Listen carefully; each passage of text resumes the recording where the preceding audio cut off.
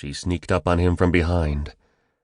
A pretty girl about his age, she had long brown hair and a stick-like figure that somehow made her look like a doll that a fairy queen had brought to life with a wave of a magic wand. It was a hot day, and her long legs poking out of her white shorts were tan and bony. She had the widest brown eyes Adam had ever seen, and she didn't look a thing like Denise back in Missouri. "Hello," she said. "Are you the new kid in town?" "I suppose so. I just got here." She stuck out her hand. "My name's Sarah Wilcox, but you can call me Sally. It's easier to remember." Adam took her hand. "I'm Adam Freeman." Sally practically shook his fingers off. "What should I call you?" "Adam." She nodded to his Coke cans. "Are those cold?" "Yes." "May I have one, please?" It wasn't as if he could say no, being the new kid and all. He gave her a Coke, which she promptly opened and drank. She didn't even let out a loud burp afterward. Adam was impressed. "You must have been thirsty," he remarked. "I was." She studied him for a moment. "You look depressed, Adam." "Huh?" "You look sad. Are you sad?" He shrugged. "No." Sally nodded to herself. "You left someone special behind. I understand." Adam blinked. "What are you talking about?" This girl was weird. Sally waved her hand as if what she was saying was obvious. "You don't have to be embarrassed. You're a good-looking guy. You must have had a good-looking girlfriend wherever you came from." She paused. "Where was that, anyway?" "Kansas City."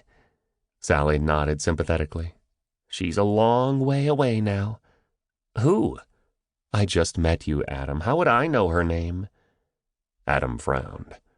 "My best friends in Kansas City were named Sammy and Mike." Sally tossed her long hair impatiently. "If you don't want to talk about her, that's okay. I'm going through an identity crisis myself." She paused. "But you couldn't tell that just by looking at me, could you?" "No."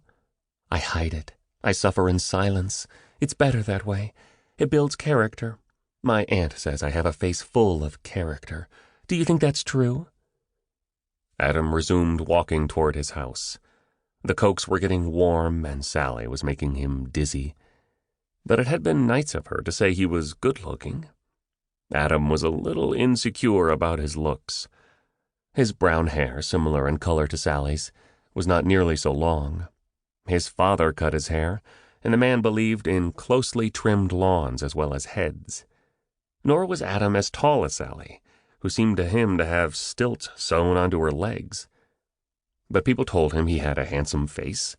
At least his mother did when she was in a good mood. "I guess," he replied to her last question about the character in her face. She followed him. "Are you going to introduce me to your family? I always like to meet parents. You can get a good idea of what a guy is going to become by looking at his dad." "I hope not," Adam muttered. "What did you say?" "Nothing. How long have you been living here?" 12 years, all my life. I'm one of the lucky ones." "You mean it's really neat living in Springville?" "No, I mean I'm lucky to be alive still. Not all kids last 12 years in Spooksville." "What's Spooksville?" Sally spoke in a serious tone. "It's where you're living now, Adam. Only adults call it Springville. Kids know the real story of this place. And let me tell you, it deserves to be called Spooksville." Adam was bewildered. "But why?" She leaned close, telling him a great secret. "Because people here disappear. Usually kids like us. No one knows where they go, and no one talks about the fact that they're gone, because they're all too afraid."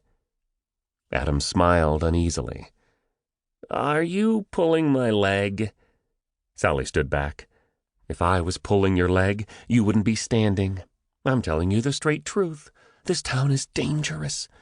My advice to you is to drive out of here before the sun goes down." Sally paused and put a hand on his shoulder. "Not that I want to see you leave." Adam shook his head. "I'm not leaving. I don't believe a whole town can be spooked."